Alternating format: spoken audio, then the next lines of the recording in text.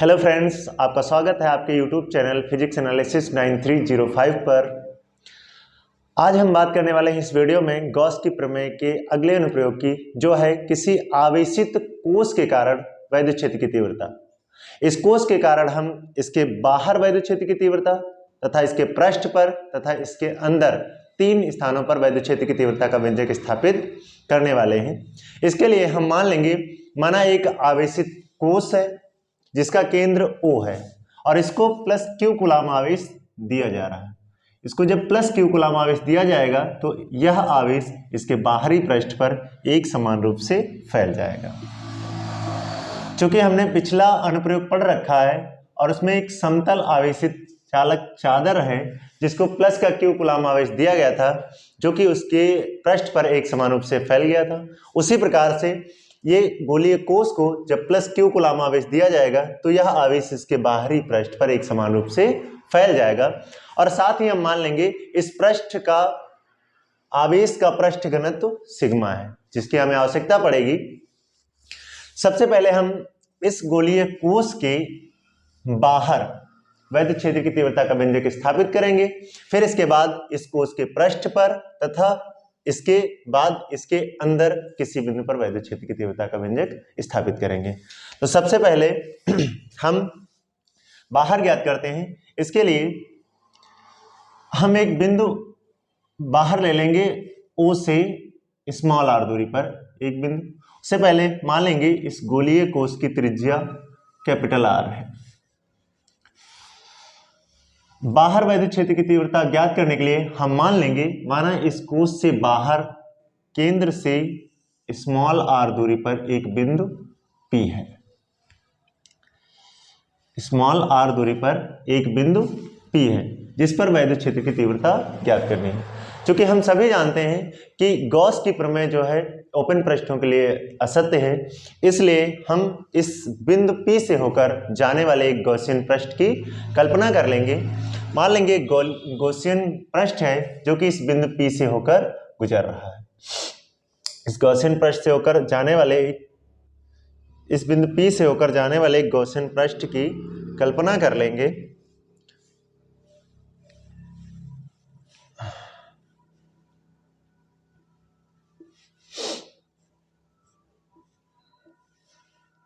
इस गॉसियन पृष्ठ की हमने कल्पना कर ली। इसे डॉटेड बनाया है, जिसको देखने से बस लग रहा है कि यह बंद है।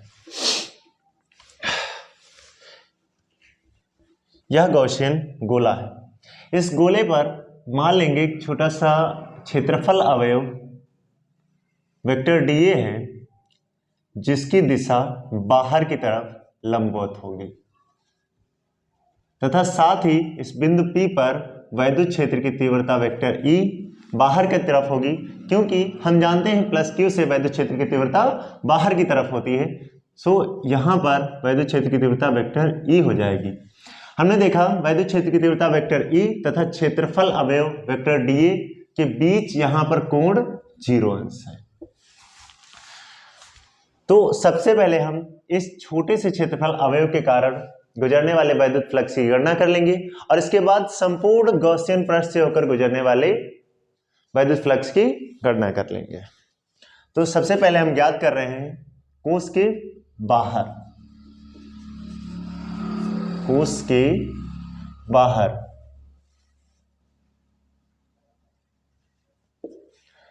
तो कोश के बाहर बिंदु P पर क्षेत्रफल अवयव वेक्टर dA है, तो इससे गुजरने वाले फ्लक्स की गणना करते हैं। अतः क्षेत्रफल अवयव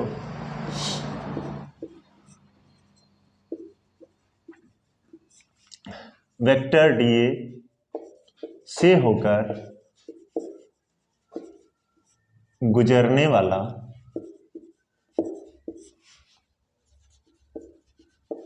वैद्युत फ्लक्स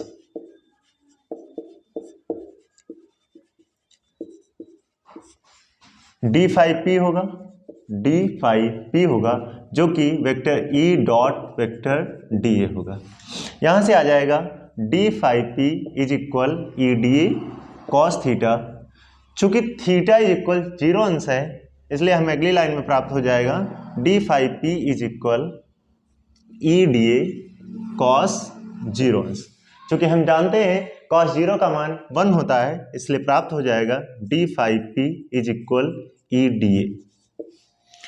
अतः ये छोटे से क्षेत्रफल अवयव के कारण गुजरने वाले वैद्युत फ्लक्स का मान आया है ई डी ए। अब हम इस संपूर्ण गॉसियन पृष्ठ से होकर गुजरने वाले वैद्युत फ्लक्स की गणना करेंगे। अतः संपूर्ण गॉसियन गोले से होकर गुजरने वाला वैद्युत फ्लक्स, ये हमारा हो जाएगा 5P। और जब संपूर्ण गॉसियन पृष्ठ से होकर गुजरने वाले वैद्युत फ्लक्स की गणना करेंगे तो ये जो छोटे से क्षेत्रफल अवयव के कारण आया है, ये मान इंटीग्रेशन के साथ में आ जाएगा, यानी कि इसका समाकलन कर लेंगे तो संपूर्ण गॉसियन पृष्ठ से होकर गुजरने वाले वैद्युत फ्लक्स का मान ज्ञात हो जाएगा। तो यहाँ से 5P इज इक्वल आ जाएगा close integration E D A. Closed integration इसलिए आया है क्योंकि यह गॉसियन पृष्ठ बंद पृष्ठ है। यहाँ पर वैद्युत क्षेत्र की तीव्रता इस गॉसियन पृष्ठ के प्रत्येक बिंदु पर समान होगी, इसलिए E जो होगा कांस्टेंट होगा और यह समाकलन से बाहर हो जाएगा। तो आ जाएगा 5P is equal E closed integration 1dA। Closed integration dA का मतलब है इस क्षेत्रफल अवयव के जैसे छोटे छोटे संपूर्ण अवयव का योग, और संपूर्ण अवयवों का योग क्या होगा? A होगा, और यानी कि गोले का क्षेत्रफल होगा। तो सबसे पहले हम इंटीग्रेशन 1dA से A लिख लेते हैं। तो यहां से आ जाएगा 5P इज इक्वल ई ए। समीकरण 1 डालेंगे। अभी इसको समीकरण रहने देते हैं, लेने के लिए यहां संपूर्ण गॉसियन पृष्ठ से होकर गुजरने वाला वैद्युत फ्लक्स जो आया 5P इज इक्वल ई आ गया। यहां पर हम गॉस की प्रमेय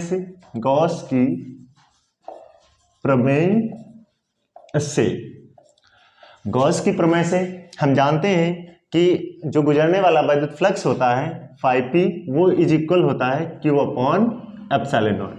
5P की जगह पर Q अपॉन एप्सिलॉन नॉट का मान रख देंगे तो आ जाएगा E A is equal Q upon epsilon naught. चूंकि हम जानते हैं कि A क्या है, इस गोलीय कोश नहीं, गॉसियन पृष्ठ का क्षेत्रफल,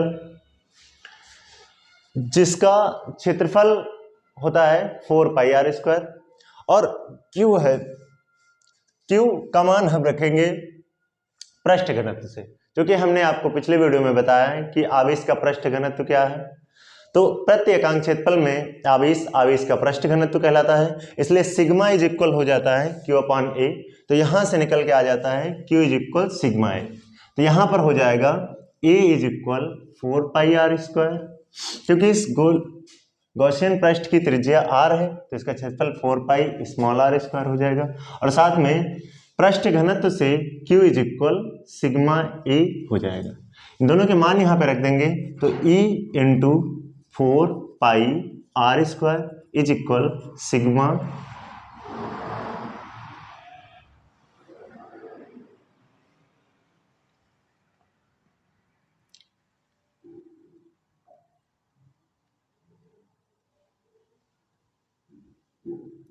अभी हम इस यहां पर Q का मान नहीं रखेंगे। यहां पर क्या है कि 5P निकल के आया E, और गॉस की प्रमेय से हमने 5P is equal Q upon epsilon not रखा, तो यहां से आ गया E A is equal Q upon epsilon not. हम यहां पर A का मान रखेंगे, और A हमारा क्या है? गॉसियन पृष्ठ का क्षेत्रफल है, जो कि हो जाएगा 4πr²। केवल A का मान ही रखेंगे तो आएगा Q upon epsilon not. 4πr² को उधर पक्षांतर कर देंगे तो आ जाएगा E is equal Q upon 4πr² epsilon not. यहाँ से हम 4π एप्सिलॉन नॉट को अलग कर लेंगे तो आ जाएगा E is equal 1 upon 4π epsilon naught Q upon r²। हमने यहाँ पर देखा कि जो पृष्ठ के बाहर बिंदु है उस पर वैद्युत क्षेत्र की तीव्रता का व्यंजक है वो किसी बिंदु आवेश के कारण वैद्युत क्षेत्र की तीव्रता के व्यंजक के समान है। इसलिए हम समझ जाते हैं कि यहाँ पर जो पृष्ठ को आवेश दिया गया है वो इसके केंद्र पर निहित है, क्योंकि बिंदु आवेश के कारण वैद्युत क्षेत्र की तीव्रता में हमने आवेश से r मीटर की दूरी पर वैद्युत क्षेत्र की तीव्रता का व्यंजक स्थापित किया था, जो कि निकल के आया था E बराबर 1/4 पाई एप्सिलॉन नॉट Q बटे r स्क्वायर। और यहाँ पर भी वही व्यंजक निकल के आया। हम समझ गए कि इसके केंद्र, ये आवेश इसके केंद्र पर निहित लग रहा है। इसके बाद यदि हम मान लें इस गोलीय कोश के पृष्ठ का पृष्ठ घनत्व सिग्मा है, तब sigma is equal Q upon A हो जाएगा। और अब हम यहां पर Q is equal sigma A रखेंगे। तो यदि मान लेते हैं यदि गोलीय कोश का पृष्ठ घनत्व सिग्मा है तो सिग्मा इज इक्वल हो जाएगा Q अपॉन A और यहां से Q इज इक्वल आ जाएगा सिग्मा A। अब ये यहां पर क्षेत्रफल है। अब ये क्षेत्रफल इस गोलीय कोश का क्षेत्रफल होगा जिसकी त्रिज्या कैपिटल R है। तो इस A का मान हो जाएगा 4 पाई कैपिटल R स्क्वायर। तो यहां से Q इज इक्वल निकल के आएगा sigma 4 pi capital R square. और इस Q का मान यहां पर ला के रख देंगे और इसे हम मान लेंगे कि समीकरण 1 है। इस Q का मान sigma 4 pi capital R square लाके समीकरण 1 में रख देंगे तो हमें प्राप्त हो जाएगा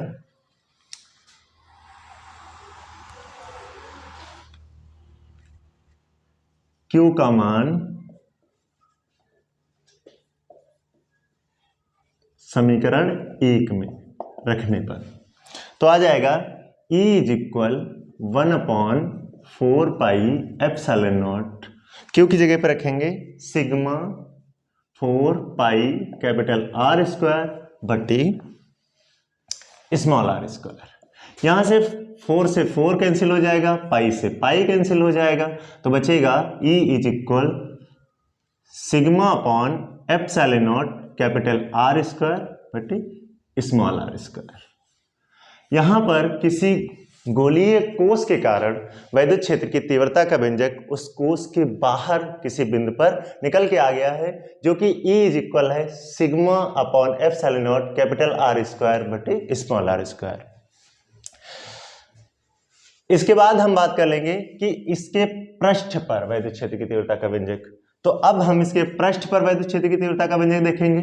तो पृष्ठ पर ध्यान से समझना बच्चों, पृष्ठ पर यदि हम वैद्युत क्षेत्र की तीव्रता का व्यंजक निकालेंगे तो ये बिंदु P यहां पर ना मानकर हम इस पृष्ठ पर मान लेंगे और इस पृष्ठ पर जब मानेंगे तो ये सभी मान इस पृष्ठ पर हो जाएंगे और ये जो स्मॉल r त्रिज्या है वो कैपिटल R के बराबर हो जाएगी। यानी कि O से यहां तक की दूरी कैपिटल R है और जब ये बिंदु इस पर पृष्ठ पर मान लेंगे तो ये स्मॉल r त्रिज्या कैपिटल R के बराबर हो जाएगी। यानी कि पृष्ठ पर स्मॉल r त्रिज्या बराबर हो जाएगी कैपिटल R के और बाकी शेष यही व्यंजक इसके लिए भी रहेगा। सो आ जाएगा E is equal sigma upon epsilon not, capital R को कैपिटल R रहने देते हैं, स्मॉल r की जगह पे कैपिटल R रख देंगे जो कि नीचे भी हो जाएगा कैपिटल R का स्क्वायर। कैपिटल R का स्क्वायर कैपिटल R के स्क्वायर से कैंसिल हो जाएगा और यहां निकल के आ जाएगा E is equal sigma upon epsilon not. तो हमने देखा कि गोलीय कोश के पृष्ठ पर जो वैद्युत क्षेत्र की तीव्रता का व्यंजक है वो E is equal sigma upon epsilon not है। तो हमने कोश के बाहर बिंदु पर वैद्युत क्षेत्र की तीव्रता का व्यंजक तथा पृष्ठ पर वैद्युत क्षेत्र की तीव्रता का व्यंजक स्थापित कर लिया है। पृष्ठ पर वैद्युत क्षेत्र की तीव्रता का व्यंजक निकल के आया है E is equal sigma upon epsilon not. अब इसके बाद एक और स्थान बचा है जिस पर वैद्युत क्षेत्र की तीव्रता का व्यंजक स्थापित करना है। हमने सबसे पहले कहा था कि गोलीय कोश के बाहर बिंदु पर वैद्युत क्षेत्र की तीव्रता और गोलीय कोश के पृष्ठ पर तथा गोलीय पृष्ठ के भीतर वैद्युत क्षेत्र की तीव्रता। तो अब हम इस बिंदु को यदि मान लेते हैं इस गोलीय कोश के भीतर कहीं पर है, यहां पे मान लेते हैं कि अब यहां पर वैद्युत क्षेत्र की तीव्रता कितनी होगी। तो ध्यान से सुनना बच्चों कि जब किसी गोलीय कोश को आवेश दिया जाता है तो आवेश उसके बाहरी पृष्ठों पर एक समान रूप से फैल जाता है, इसके अंदर कोई भी आवेश नहीं होता है। जब इसके अंदर कोई भी आवेश नहीं होगा तो इस पर वैद्युत क्षेत्र की तीव्रता शून्य होगी। कहने का मतलब यह है कि जब इस पर कोई आवेश नहीं होगा तो यहां से कोई भी फ्लक्स गुजरेगा नहीं, इसलिए वैद्युत क्षेत्र की तीव्रता क्या हो जाएगी, शून्य हो जाएगी। यानी कि गोलीय कोश के भीतर जो होगी वैद्युत क्षेत्र की तीव्रता E = शून्य होगी। सो फ्रेंड्स, हमने इस वीडियो में गॉस की प्रमेय के सबसे इंपॉर्टेंट डेरिवेशन की बात करी है, यानी कि यह जो डेरिवेशन है इस लेसन का सबसे मेन डेरिवेशन है, और इसे ध्यान से समझ लेना। संभवतः ये समझ में आ गया होगा, यदि नहीं समझ में आया है तो आप कमेंट कर सकते हैं, समझ में आया है तब भी कमेंट कर सकते हैं। जैसा आपका कमेंट होगा, इसको पुनः बताने वाला होगा तो हम आपको अच्छे से समझा देंगे। इस डेरिवेशन को अच्छे से समझना इसलिए जरूरी है क्योंकि क्वेश्चन में कभी कभी पेपर में पूछ लेता है कि गॉस की प्रमेय के अनुप्रयोग द्वारा कूलाम के नियम का सत्यापन। तब हम समझ नहीं पाते हैं, हम समझते हैं कि क्वेश्चन में पूछा गया है कि कूलाम के नियम का सत्यापन, बट वो पूछ रहा होता है गॉस की प्रमेय के अनुप्रयोग द्वारा कूलाम के नियम का सत्यापन। तो वहां पर इसी हम गोलीय कोश के कारण जो वैद्युत क्षेत्र की तीव्रता का व्यंजक इसके बाहर आता है उसका यूज करके कूलाम का नियम का सत्यापन कर लेते हैं, जो कि हम आपको समझाने वाले हैं अगले वीडियो में। तो दोस्तों, यदि आपको वीडियो अच्छा लगा है तो लाइक कर दीजिए, और चैनल को अभी तक यदि सब्सक्राइब नहीं किया है तो चैनल को सब्सक्राइब कर दीजिए, क्योंकि आप पढ़ने वाले हैं मेरे साथ मेरे YouTube चैनल फिजिक्स एनालिसिस 9305 पर पूरी फिजिक्स, और इन फ्यूचर आप पढ़ने वाले हैं मैथ्स की क्लासेस। सो फ्रेंड्स, तब तक के लिए take care and good bye.